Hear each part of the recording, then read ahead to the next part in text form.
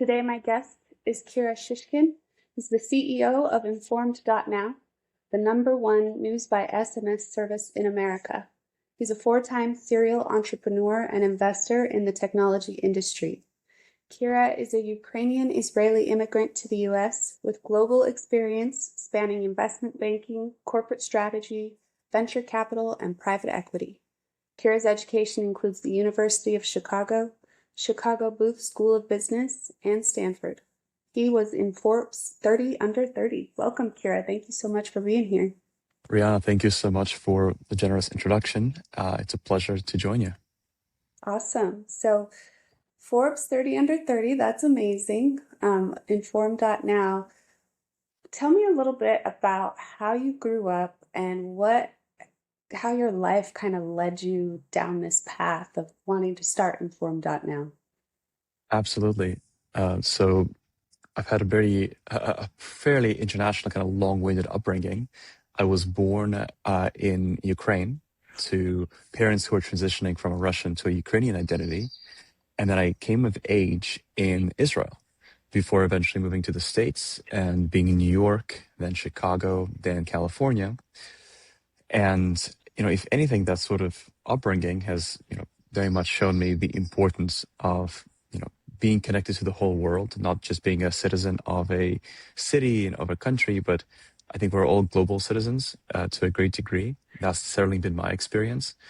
And being in touch and being aware of what's going on around the world and things that affect you is really important, is really crucial, and is core to being sort of a global citizen that I think all of us are today, just by default, in a globalized world.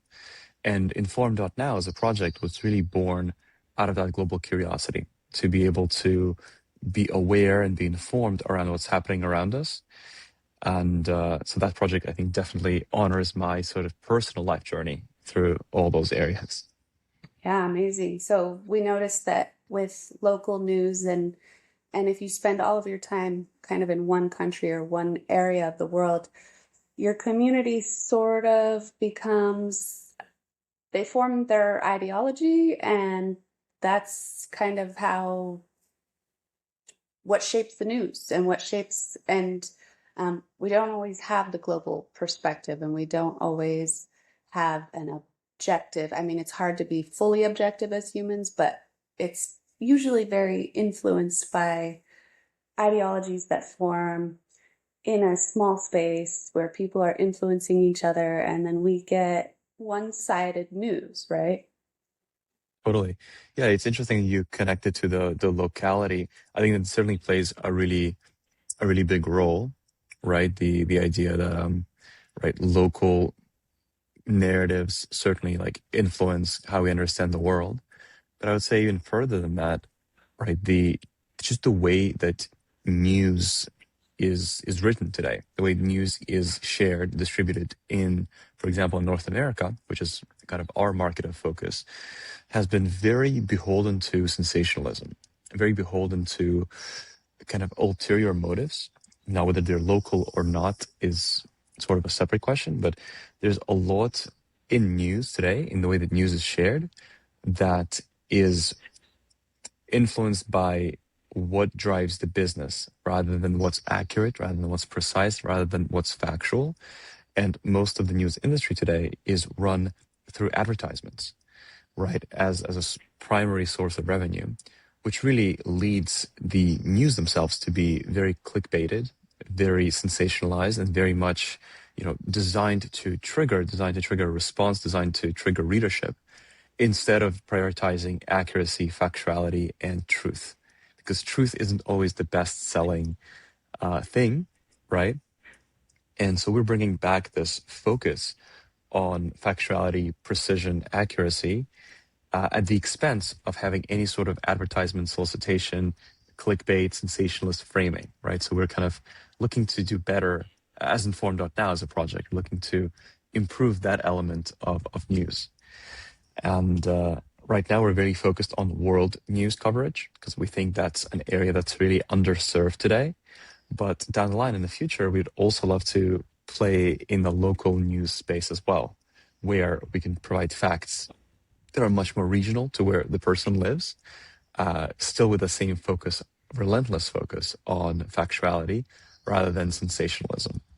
Yeah, absolutely. I mean, that's sensationalism is wonderful for movies and music and entertainment. The news, I don't think, was originally designed to be entertainment, but I think maybe it's American preference, maybe it's beyond that, is that everything needs to be entertainment. And then, you know, we could say that when the news began and, earlier in the 1900s that it was factual, but there was still a lot of propaganda at that time, like making monsters out of people in different countries that didn't have the same political agenda that we had, really to sell a lot of weapons, right? To get the people behind that agenda. Right. I feel like throughout history, it's hard to almost say like, oh, I want it to be the way it used to be, because the way it used to be is not necessarily better, right? So it's not that we are going back to some old standard, because I feel like news has historically always been married to some kind of an agenda, right? Sometimes we can call it propaganda, sometimes we can call it, evil or ulterior or manipulative, but there's always been an agenda with news storytelling. And what we're innovating, what we're pioneering, what we're pushing forward with informed.now as a project is, can we now today in the 21st century, right, which sometimes feels very futuristic with all the technology that we have available, can we bring forward a news reading alternative that doesn't try to influence you, that comes without an agenda? And we think that's possible today. And we think that's much needed. So our whole kind of relentless focus and our mission is squarely on creating news, reporting news in a way that doesn't have the influence of solicitations, of advertiser, sponsor, investor pressure that would otherwise kind of undermine editorial integrity. And can we write these news, summarize them, articulate them in a way that they're written the opposite of verbosity, or the opposite of clickbait, where you don't need to read a lot of content in order to learn a lot. And you don't need to, be rage baited or clickbaited into reading it, because right away you're given the point without being kind of like led on through headlines. So our focus is sort of both on denoising the news and biasing the news at the same time, right? We want to get rid of all the sensationalism as well as all the agenda that has been so connected to news and so kind of attached to news for such a long time that I think a lot of people have forgotten that we can have, we can have better media, we can have better news content. So that's the mission that we're on, and we're really excited to now be the number one kind of alternative news source in North America, because we deliver our news summaries through SMS. We're on a toll-free number in North America, all the states, and in Canada, to bring the power of facts, as we put it, back in the palm of every American.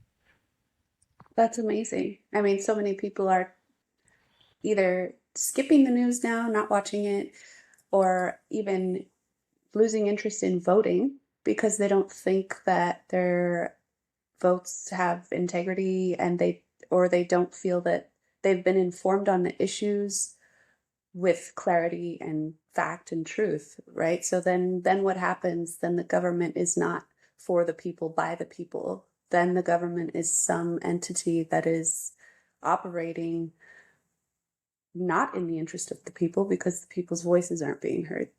That's exactly right. I love that you mention that, because these are the stakes that we operate in, right? We're inheriting a world and a media ecosystem that essentially has disincentivized news readership, because it's sort of lacking integrity, right? There's at least a perceived lack of integrity. There's a perceived lack of worthwhileness, right? Like reading news has become a not worthwhile experience, because when you're reading news, you are encountering all this solicitation, all this sensationalism, all this kind of, bias. These are kind of the three main buckets, and they all break down into kind of further issues. But this makes reading news a really exhausting, a really draining experience. And as a result, this is not a hypothesis, this is just a statement of fact. News avoidance is at an all-time high, right? News avoidance right now is at a level that doesn't make any sense in such a globalized and such an informed and such a generally curious world, right? It's such a world that is interconnected. Avoiding news at the scale that news are being avoided today isn't a sign of a lack of interest. It isn't a sign of like a alienation or deglobalization. None of those things are true. It's a sign of how broken the media ecosystem that delivers news is. And that's why we feel a sense of urgency to fix it, to ameliorate it, to do something to improve and make news reading worthwhile again for people. Right? So that's very much our mission. The stakes, as you mentioned, are really high because people, when they don't read news, they start essentially becoming self-disenfranchised, right? They don't feel informed on issues to vote on them. They start carrying over the same skepticism, the same frustration they have with news media towards other elements of the civic process, whether that's voting or being civically involved, whatever that may be for the person.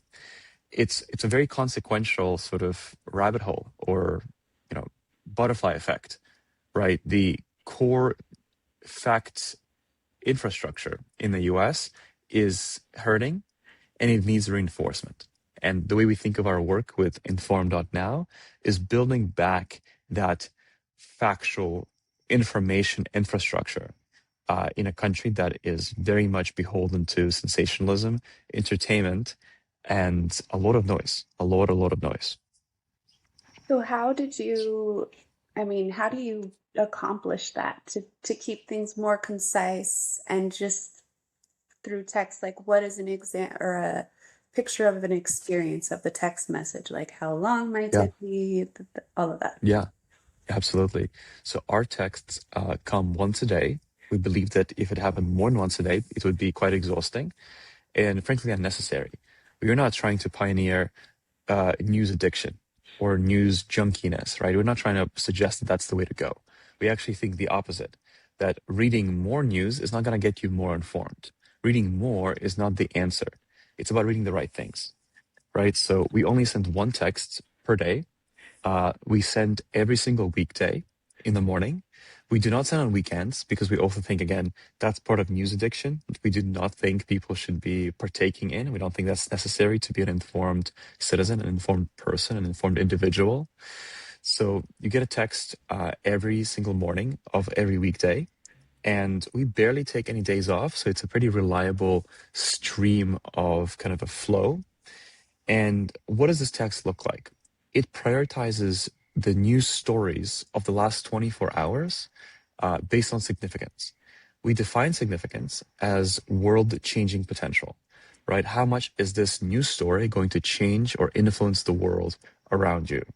What that means is, how is it going to change the safety, security, optionality of millions of people, or at least hundreds of thousands of people? It needs to be a big scale. It needs to be a meaningful change in life quality, optionality, security, safety, things of that level, right?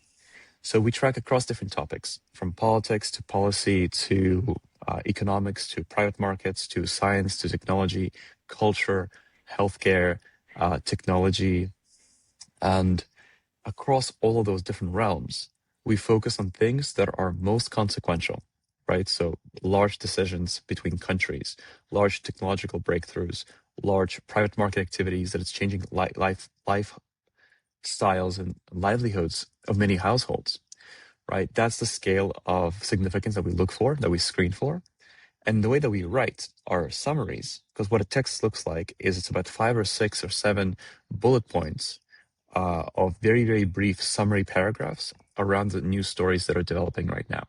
They're written in a way that essentially is the opposite of clickbait. Instead of giving you a headline and saying, click here to learn more, we're doing the opposite. We're saying, this is everything you need to know about the story. And if you click to learn more, you're not going to learn more. You're going to learn the same thing in more words, which is not really anyone's goal. So we try to give you the upfront what happened, where did it happen, when did it happen, what is the immediate context you need to know about this, so that you know right away from glancing this brief text what is happening in the world around you. We rely on primary sources to give, to report factuality instead of commentary, instead of analysis, instead of opinion. We focus on primary sources. So prime movers, central banks, governments, government agencies, public companies that are initiating the event, right?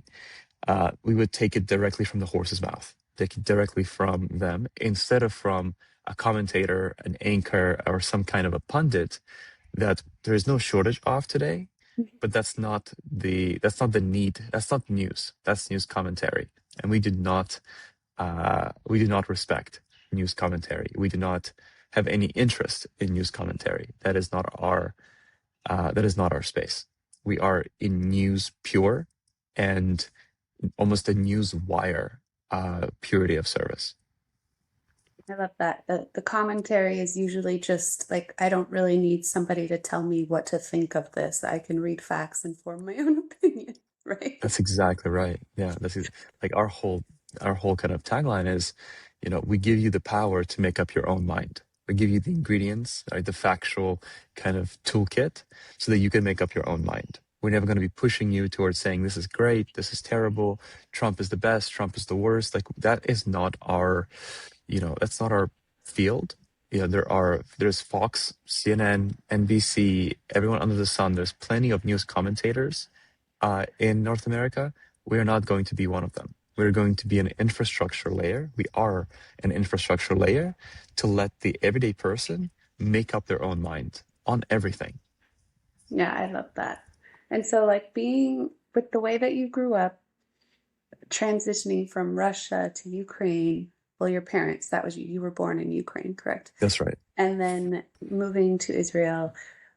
What was going on in the world while you were growing up that made you so aware that it just wasn't working like that? Like that. Totally. The amount of misinformation and the amount of misinformation overload that I've experienced in Ukraine than in Israel has been really traumatic. I think intellectually, cognitively, emotionally traumatic, right? Because you have all these different outlets, publishers, publishing content that is inherently false. That is inherently, you can call it propaganda, but I would even say propaganda is too honoring of a word, right? It is just pure malicious misinformation. For example, the campaigns that Russia has been running against Ukraine for many years, leading up to the 2014 invasion of Crimea, and then the 2022 invasion of, the full-scale invasion of Ukrainian border integrity, right? Those have been preceded, that conflict has been preceded by information conflict and information warfare. And the misinformation that has preceded that has been deep, has been unfortunately extremely effective, and has caused a lot of damage and a lot of disorientation, right? Seeing that essentially at its worst, and then seeing that repeat in Israel, which has constantly been in, since the beginning of its history, in a state of war and in a state of information warfare as well, right? Seeing those two environments in terms of media, in terms of information, has showed me essentially some of the worst, some of the information conflict at its worst in the world. Coming to the US and seeing that sort of play out again in a different way, in a very different way, but similarly disorienting, similarly damaging, I sort of didn't want to watch this, the same thing for the third time.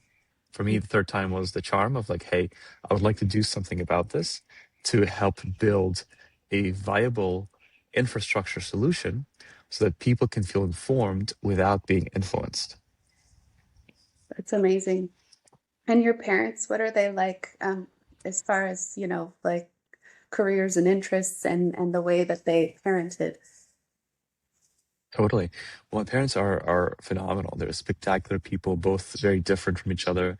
They're both entrepreneurs. and both cross-industry entrepreneurs, right? So they've done things across multiple different spaces. And I think that more than anything has really inspired and just made the entrepreneurial option as a life journey viable, and made it feel like, oh, this is a viable alternative career. Not necessarily working in a job, not necessarily working in a career. I can build something of my own because my mother and my father have done that before, and it feels very right. It feels very possible because I have such close examples who have succeeded in that world. So I think that's been very encouraging, just that on its own as examples. And my parents have just been terrific. All parents are always doing just their best, and that's, the best they can be doing. And I think my parents have done really, really phenomenal work, giving me the platform, giving me the tools and the power, the confidence to strike out on my own and pursue my dreams. That's amazing. Yeah, it does definitely make a difference. My mother always had like a regular job, and my dad was an entrepreneur, and so I did both. But it Yeah, definitely helps to have entrepreneurial parents to help a child go out and create something of their own in the world, and really reach their full potential. totally. So yeah, so tell us how does one sign up for informed.now? What's the whole process, and how do they find you? Totally. If there's resonance with my story and our company's mission, I'd encourage any listener, anyone who's curious about our work of what we essentially call news minimalism. We're really easy to find, right? Our brand name is also our website, informed.now. And when you go to our website, you get to learn a lot more about kind of our story, our mission, our work. And it's really easy to sign up straight from there. Uh, it's really meant to be accessible, right, to the everyday person. So everybody starts off with a long and pretty generous free trial that gives everybody the full power of facts in their palm. And if that continues to be helpful, we are strictly reader supported to avoid the advertiser, sponsor, etc. influence. So uh, joining us is about a cup of coffee a month, right? It's very, very, it's meant to be very affordable. And we love sharing our mission and making it accessible to folks. And all of that happens post sign up, right? So signing up is completely free, no commitment. And if you enjoy the power of facts in your palm or in your pocket, then supporting us is about a cup of coffee a month. Wow, that's really affordable. That's awesome. And you said US and Canada. Are you going to eventually branch out further than that, or? Yeah, absolutely. Our ambitions are definitely global. Right now, we think that the need in the United States is very deep. Right? There's a lot of this feeling of self-disenfranchisement. There's a lot of this feeling of not being able to trust the media that surround us, that tell us all these stories. So there's a very strong focus for us now to succeed in North America, right, and to give people the confidence and the clarity to make up their own mind. But we want to continue, right? We've moved already into Canada as we've expanded. We would like to continue to expand that access worldwide. Right now, we're continuing to really laser focus on North America.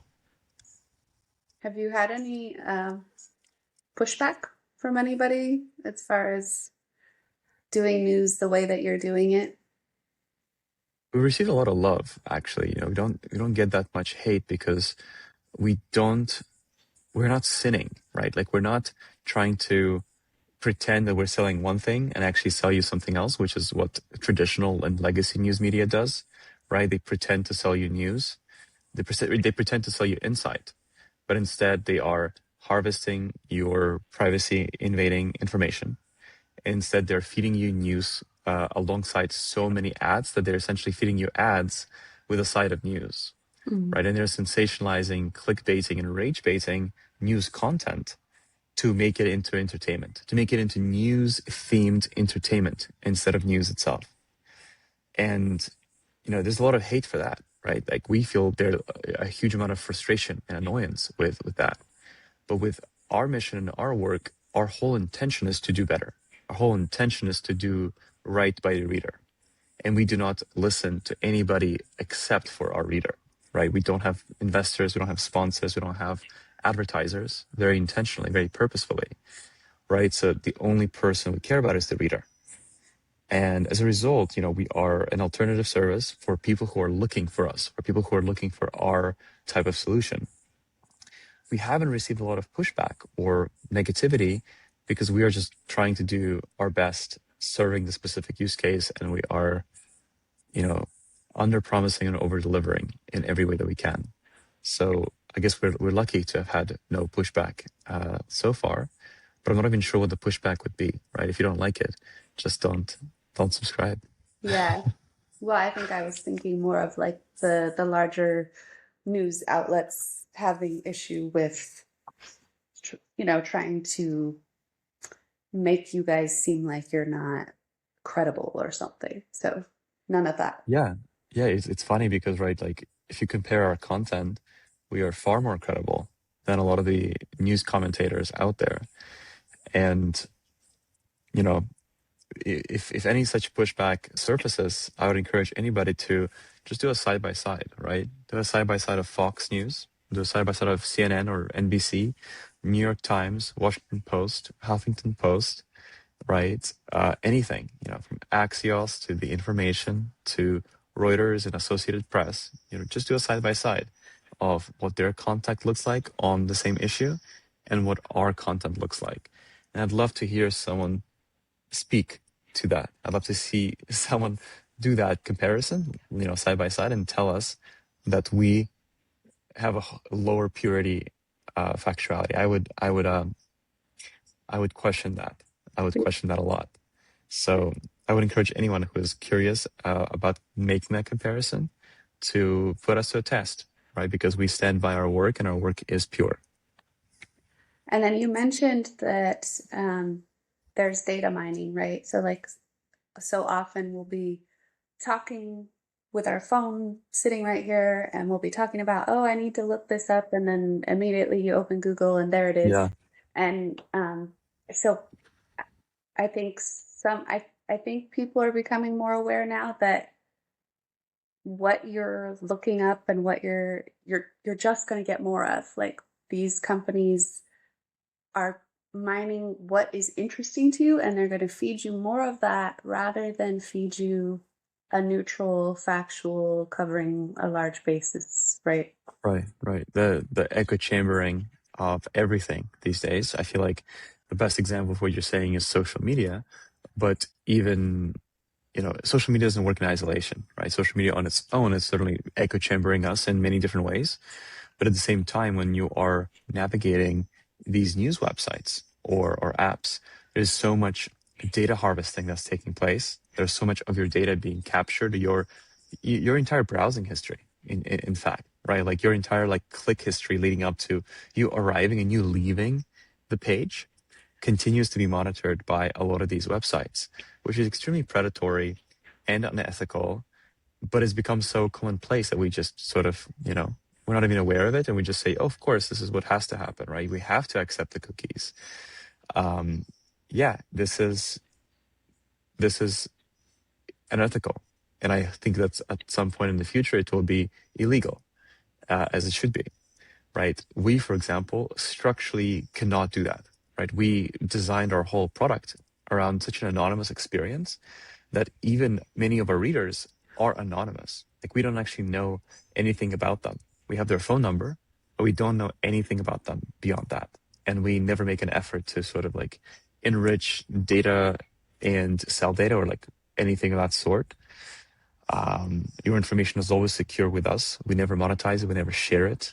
We safeguard it, right? And so there's a huge difference between how we approach user privacy and how user privacy has been approached in the industry so far, which I think has been extremely unethical, to say the least, right? So that's another layer of using informed.now versus using a traditional news outlet.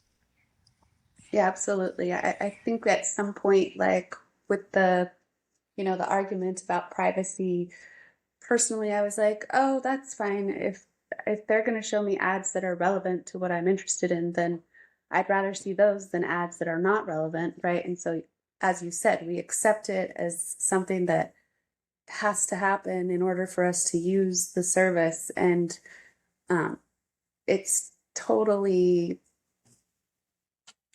a violation of privacy. It's not, and I think what we don't realize is when we're being fed the same stuff that we're interested over and over and over, it largely shapes our belief system, what we're open to hearing about and learning about. We can become so very closed-minded, as you mentioned, the echo chamber. Like we don't always realize the psychological long-term effects of not having a broad perspective and being well informed. Totally.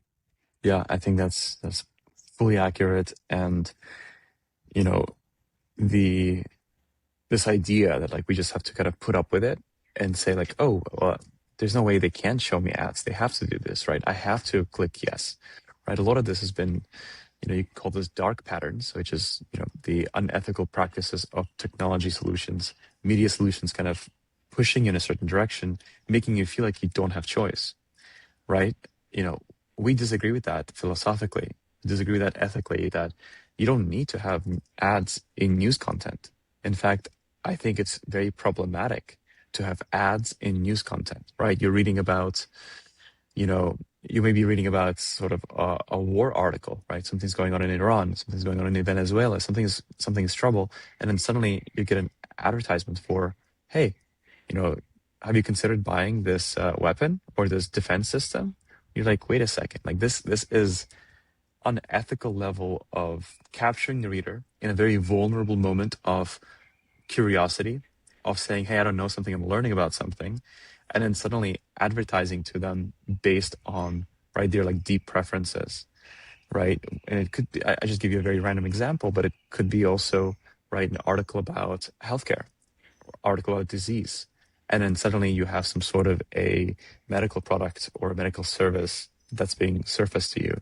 It's extremely ulterior and troublesome. And with our whole project is we're taking a very strong stance that advertisement in news as a category is unacceptable, right? So we're taking a much more radical stance. And we find that a lot of people obviously are, growing user base, but also just around in the world, a lot of people are agreeing. They're looking to reclaim the power over their own attention and over their own sort of mind. And so I think we're building very much for this new breed and new standard of consumer demand of like, hey, I do not want to be harvested. I do not want to be manipulated when I consume media or when I use technology. And we're building for that new generation of standards. Yeah, that's, even that medical example you gave, like when you're hearing about a disease breaking out and then they like capture you with the fear by saying you need this personal protective equipment, or you need this supplement, or you need this. And like the way that it's presented can cause a person to think that I actually have need of this like I'm Yeah. ill. And then like a lot of our illnesses come from stress and come from things that are going on in our mind, like different stressors out in the world will cause our immune system to decrease or to function less efficiently. Um, and symptoms will appear. The power of suggestion is a real thing. So, you know, we don't realize that some of this stuff is actually physically making us ill because we don't understand the connection between psychology and physiology. Like they're very much, I took this class called physiological psychology in college. It was a very new class. It was a long time ago. And, they described the the textbook gave us tons of Yeah, case studies and examples of how our emotional state affects our physiology and how our physiology can affect our emotional state. The two are not separate. So much of absolutely. the power of suggestion in those, and like playing on people's fear, can actually cause them to get ill. That's a major problem. Absolutely. So tell us again how to sign up for informed.now. Thank you for what you're doing. It's amazing. And go there. Yeah. Thank you, Rihanna, for having me and for lending a platform to kind of our story and our mission. Signing up for informed.now is really simple. Just go to www.informed.now and you'll find a lot more context around our mission and our work. And you'll be able to sign up directly for the service to see it for yourself completely for free. Amazing. Thank you so much for being here, Kira. I hope you have an awesome day, and thank you for growing your product and expanding and taking on this mission, because it's so important. Thank you, Rihanna. That means a lot coming from you. Thank you. Thank you. Have a great day.